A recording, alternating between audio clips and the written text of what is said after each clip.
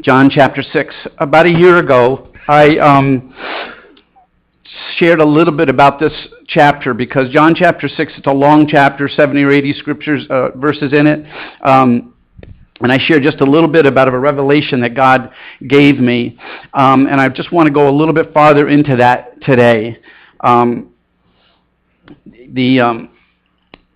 The light revelation basically means that when you're reading something or you're praying and God speaks to you in such a way that the light goes on. That's what revelation means. The light goes on. You see something for the first time or you see it better. The light really goes on. And I'm going to summarize John chapter 6 for you because it would be way too hard for us to read it or to pick out what's really going on. But I'm going to summarize it in the fact that Jesus, as he was going along, was healing people right and left. He was just healing people right and left. And it says that he drew a crowd. Actually, it says a great multitude. And it said that, and they said in the scriptures there that 5,000 men were counted. And there's a lot of debate going on about that because back in those days, some scholars believe that when you counted people, you only counted the men. You didn't count women and children. I'm sorry, that's just the way it was done back then. But so if that's the case, there could have been 15 or 20,000 people that actually had gathered to be with Jesus. And it's because he's healing people as he's going along, this huge crowd. Think about that, because in today's world, if you had 15,000, if you had 5,000 people here in Saugerties gathered, it would be amazing, and it would be a huge thing. In those days, when you had 5,000 people gathered, you probably had them gathered from 100 miles radius around you. Population wasn't anything like it is today. This was a huge thing that was happening. And these people did not have a food truck to go to buy something with when they got hungry. They didn't have a McDonald's nearby or a Dunkin' Donuts for coffee. When they followed somebody, whatever they carried was all they had, and oftentimes they didn't have anything. And they followed Jesus, and the crowds became really hard. And in John chapter 6, you can see that at one point he tries to get away from the crowds. He gets in a boat and he goes on the other side of the water, and they eventually find him there. And they're still pressing in on him, and he turns to his disciples. He already had a plan, but he turns to his disciples and says, how are we going to feed all these people? One of the disciples said, well, we have 200 denarii, which is like, each denarii is like one day's wage. And he said, even with that, we couldn't give everybody just a little piece of bread. That's how many people were there. 200 days' wages. That's 2/3 of a year's pay. Couldn't even possibly begin to feed everybody that was there if they had bread available. Jesus already had a plan. As you know the story, the boy had 5 loaves and 2 fishes, and Jesus just said, let's just start distributing it. And they distributed it to everybody that was there. And they had 12 baskets of food left over that people couldn't eat. It was another tremendous, huge miracle. And then the crowds just kept getting bigger and bigger. And then as the time went on, a little bit of time went on, they still were hungry later on. They were hungry. And so some of the people in the crowd says, when are you going to feed us again? That's in there. Like Moses gave us manna from heaven. So are you going to keep doing this? And Jesus realized, I mean, he knew all along, but he realized why the people were there. They had come because they were receiving things. They were coming because they were being healed and they were being given food. And they were coming because they were receiving from Jesus, and they pressed him, feed us some more. Jesus began to say something. This is where the revelation hit me. Jesus began to say something that was like mind-boggling to them and to all the religious people. He started talking about, if you really want to eat, you need to eat of my flesh and of my blood. And it was a stumbling block to them. You didn't do that. If you grew up in the Jewish nation, you didn't eat human flesh or drink human blood. And he was saying these words to them, and they just started to leave. They started to leave. They all left. And then he turned to his disciples, the 12, and he said, are you guys going to leave me too? And they said something that was different. They said, you are the one that has words of eternal life. Which means they weren't there for the food.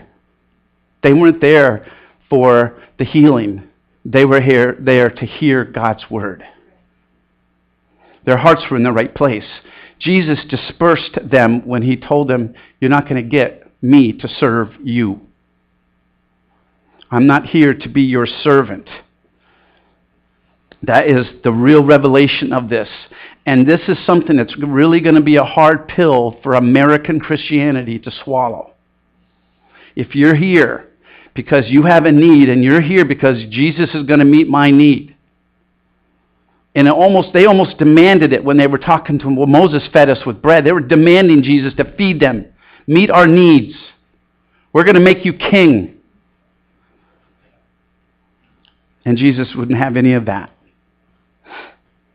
He wouldn't have any of that. It's really going to be hard in this country when things do that.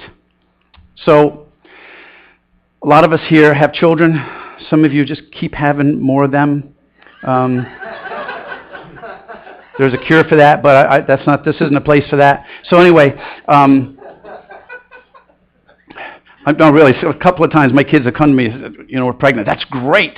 Well, we don't know how it happened. I'm pretty sure I covered that, And then they're like, no, Dad, you don't understand. You don't understand. I know, I'm pretty sure I do. Pretty sure. So anyway, if you need more help in that area, let me know. So anyway, that's not what I'm trying to say. So you have these little kids, and you want the little kid to learn how to ride a bike, right? How many of you are starting to teach your children to ride a bike? Tommy, yeah. So I probably told this story before, but it really bears. So when my oldest child, when he was ready to learn how to ride a bike, you give him pre-riding lesson. The seat faces this way. You hold onto the handlebars. Don't get on it yet. I'm telling you how this thing works. And you give them pre-bike lessons. Once they've figured out which way they're supposed to face and all that stuff, you got the training wheels on, right? And you put them on there, and they start learning how to pedal the thing, and use the training wheels, and they're ready to go. And so you go through that for a little while. Then comes a time when the training wheels have got to come off. Okay? So I'm with Ryan, and we're in front of our house on the street, and Linda's in the front yard. Linda's in Sunday school today, right? This is great. So she's in the front yard, and I've got Ryan, the training wheels are off, and the first time through, I'm holding on to the back of the seat so that he doesn't fall as he's like stumbling and everything. And then comes, and as I'm doing this, and he goes like that, and the bike goes like, Linda's like, ah! And he loses total control because his mother screamed. I tried again. Same thing happened. She gets fearful. She screams. Something's going to happen. He falls over. So I'm like, this isn't going to work out too well. So I said, Linda, time for you to start making dinner? I know. Isn't that terrible of me to say that? Yeah. It's not. Jason says, a single man. No, it's not a bad thing to say.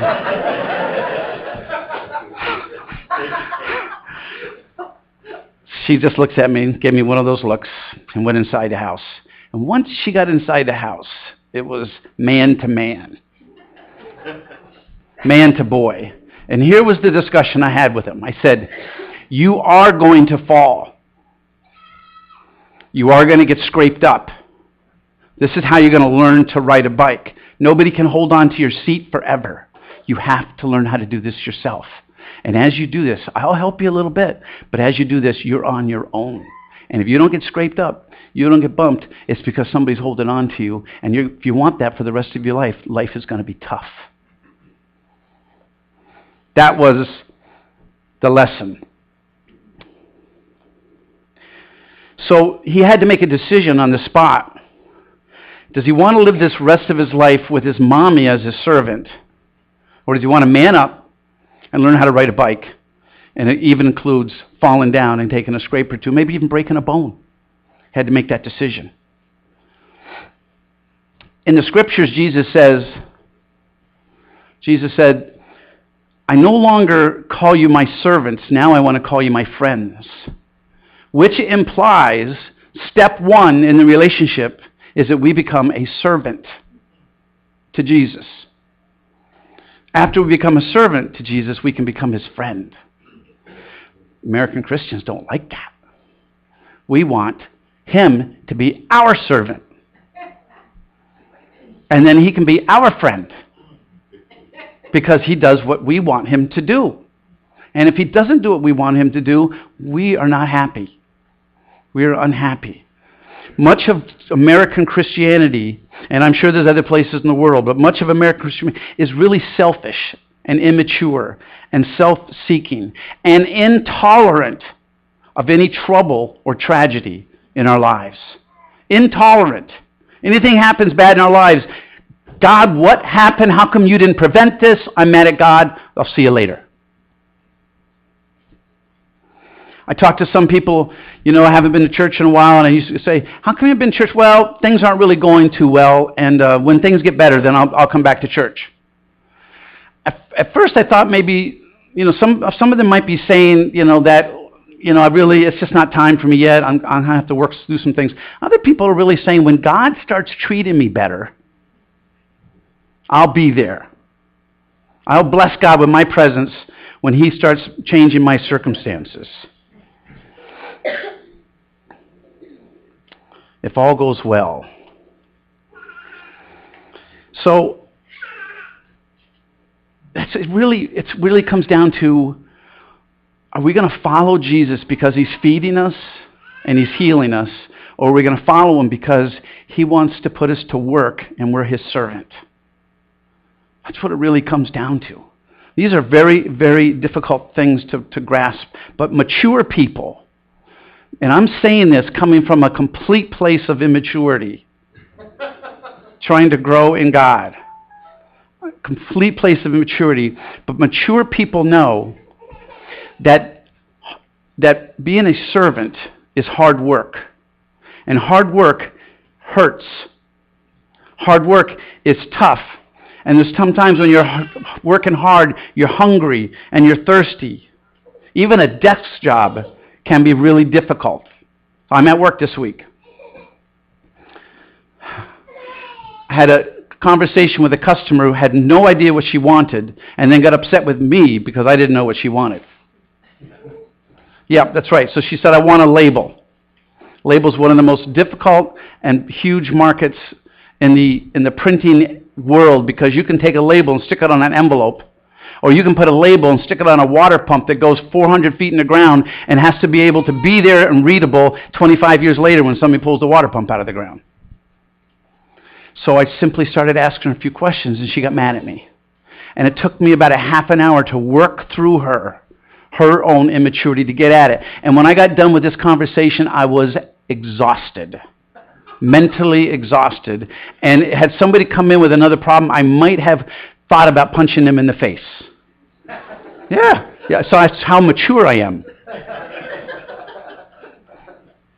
Even desk jobs can be tough when you're dealing with it. So I want to finish up. I'm not going to be able to do everything today, but I want to give you all some signs of immature things in your life that would mark that you might be immature.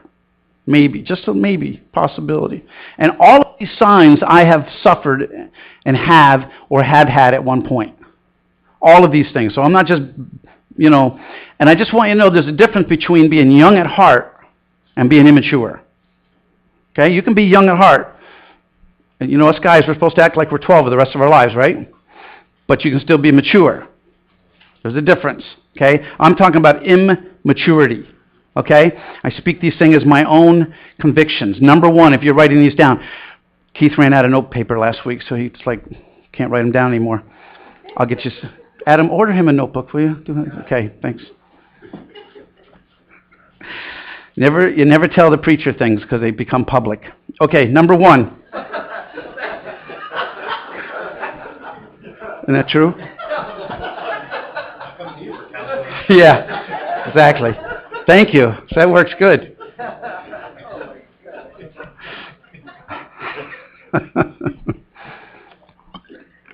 Yeah, talk to my wife. She's really good at it. Number one, as long as you are happy, what's going on around you is unimportant. As long as you're happy, what's going on around you is unimportant. I'm not talking about joy in the middle of a bad circumstance. I'm just saying, hey, I'm in a really good mood today. I don't really care about your problems. That's immaturity. Okay? I had this fight at the bowling alley about a month ago that I told you about. And so here's this guy. He was bowling right in my lanes. He's a big guy, and he got mad, and he just about ran me over. And they got into this fight, and about 6 people had to hold him down. And all I was thinking about was, I don't want to get hurt. I'm going to stay out of his way, and that's it. Meanwhile, his wife is in agony over seeing her husband go through this. Had a 2-year-old or 3-year-old child with her who was screaming for her daddy. What am I doing? I'm off to the side. Wow, it's a good thing I'm not involved in that. I don't want to get hurt. Later on, realized I should have gone over to the wife, said, it's going to be okay. You know, let's talk. Let's get your child. Let's distract the child with a toy for now. Something. Nobody ministered to this woman. It was really a sad thing. All I was just doing was worried about my own well-being. That's a sign of immaturity. Number 2, it's not your fault, ever. It's not your fault, ever. Listen, you know, everybody has different personalities. You can have a person, we like to call them, I'm probably not going to get through all these, too many of them, but there's this personality of, we call them externalizers or internalizers. And what that is, an internalizer, everything that happens to them is their fault. An externalizer, everything's somebody else's fault. So I'm trying to explain this to a young man one day in marriage counseling because he was an externalizer. And so I'm trying to explain to him how you might need to change that in your marriage. And so I'm trying to explain to him. He said, okay, well, what are you talking about? I said, okay, you open up a can of soda, and the top thing snaps off and the soda doesn't open. A externalizer saying, what's wrong with this stupid can? And an internalizer goes, what did I do wrong to make it not open right? Okay? So some people don't even have to talk to me. They just let everybody know anyway. So then I went on with another example of that. I said, you know, you go to open a window and it's not opening, and the internalizer like, what am I doing wrong? This thing's not opening right. And the externalizer going, the painter must have put too much paint around this thing and made it stick. Everything is somebody else's fault. Okay? Can you be both? Mm-hmm. That'd be the good thing to do. So as I'm explaining these principles to the guy, he goes, I still don't get it. I don't think you're explaining it very well.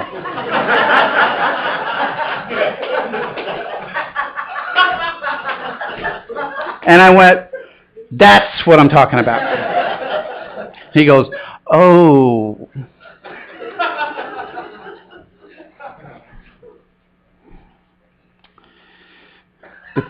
If you have it's my way is the right way attitude, it's immature. You need to pull back on that. Number 3, you get into a bad mood easily. You get into a bad mood easily. That's a sign that it's all about you. That's a sign that it's all about you. I'm not going to go too far into that. Here's a good one. Number 4, you have poor self-control. You have poor self-control. You lack self-discipline. You don't deny yourself very well when things come. I want to just throw something very ironic to you, and it shows how our society is like today. Because all of you have so many of these little children. No, that's not about poor self-control. I'm going somewhere different than that.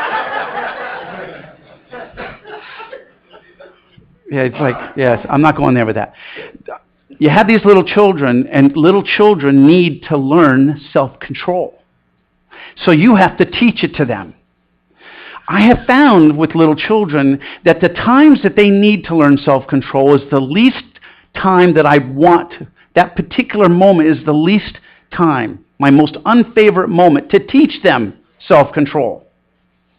I sit down to a rare, wonderful, beautifully cooked steak, and now my child needs a lesson on self-control. And I've got to stop what I'm doing and let it get cold and spend 20 minutes with him teaching it to him. So the ironic thing is that it takes discipline to teach discipline. It takes discipline to teach discipline. Therefore, let's see my little contingency there. Yeah, good, yeah. Therefore, each generation has less discipline than the one before it. It takes discipline to teach discipline. Therefore, each generation that comes afterwards has less discipline than the one before it. I talked to not my son-in-law, but another guy up in Columbia County who is a school police officer. He hates his job. Hates it. He goes, it's unbelievable. Things aren't like they were when I was in school. Guy's like, John's age, like 30 years old. Like he was in school 15 years ago. You should try it when you're my age. He hates it. He said, kids are a bunch of brats. Because they're lacking the discipline as each generation goes along. What teaches a generation discipline really, really quickly? When war breaks out. When war breaks out and they're like, we're in trouble. We need to go to war. We need to fight to keep our country free. We need to go to war. What do they do when they enlist you into the military? Give you a gun and tell you go shoot somebody? You go to boot camp. And what do they do in boot camp? 80% of boot camp is giving you a hard time. 80% of boot camp is teaching you to be tough, teaching you to discipline, teaching you to obey, teaching you to keep your mouth shut when nobody's asked you any questions. Just really tough stuff. So then you're ready for battle. Then you're ready for battle. Many of us came from parents who were in the war. There was discipline. I won't even begin to tell you some of the discipline that existed in my family. But as generations go on, it gets worse and worse. And you can see it in our society today. And I'm going to end with the next one because it goes along with this one. Number 5, you can't take criticism. So maybe you don't have the discipline. Maybe you don't have some of these things you're lacking. And now somebody tells you you're lacking something. And now you're like, how dare you? How dare you tell me that? You get really upset.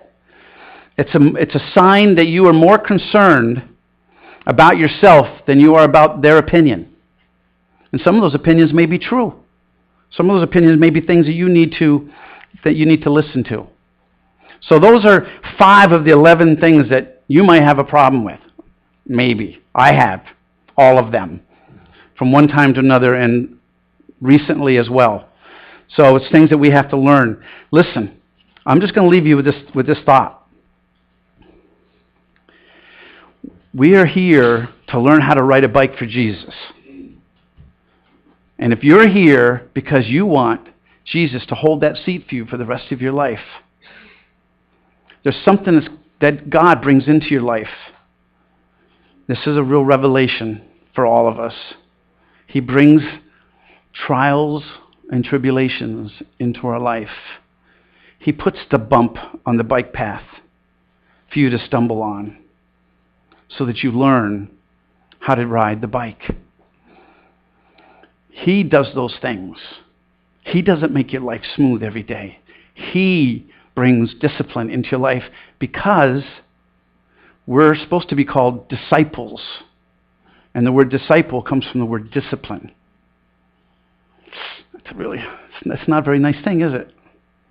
I just want Jesus to heal me and serve me and feed me, bless me. And Jesus says, I want you to serve me.